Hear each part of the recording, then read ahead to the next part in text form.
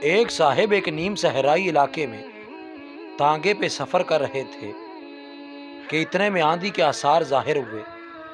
تانگے والے نے بتایا کہ اس علاقے میں بڑی ہولناک قسم کی آندھی آتی ہے۔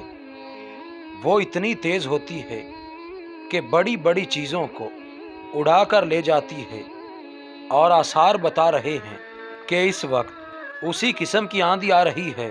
اس لیے آپ تانگے سے اتر کر اپنے بچاؤ کی تدبیر کریں۔ جب آندھی آئی تو ہم ایک درخت کی طرف بڑھے تاکہ ہم اس کی آڑ میں پناہ لے سکیں۔ تانگے والے نے ہمیں درخت کی طرف جاتے ہوئے دیکھا تو چیخ پڑا۔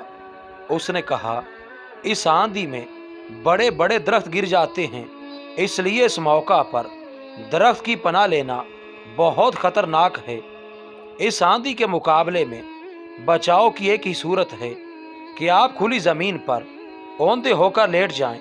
تانگے والے کے کہنے پر ہم زمین پر منہ نیچے کر کے لیٹ گئے۔ آندھی آئی اور بہت سے درختوں اور ٹیلوں تک کو اڑا کر لے گئی، لیکن یہ سارا طوفان ہمارے اوپر سے گزرتا رہا اور زمین کی سطح پر ہم محفوظ پڑے رہے۔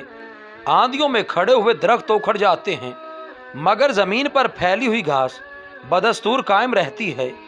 آندھی سے بچاؤ کی سب سے زیادہ کامیاب تدبیر یہ ہے کہ وقتی طور پر اپنے آپ کو نیچا کر لیا جائے۔ زندگی کے طوفانوں سے بچنے کا طریقہ بھی یہی ہے کہ جب آندھی اٹھے تو وقتی طور پر اپنا آپ نیچا کر لو۔ اگر اپنی انا کھڑی رکھو گے تو اکھاڑ دیے جاؤ گے۔ بس بقا نیچا رہنے میں ہے۔ اللہ تعالی ہمیں غرور اور تکبر سے محفوظ رکھے اور عاجزی عطا فرمائے، آمین۔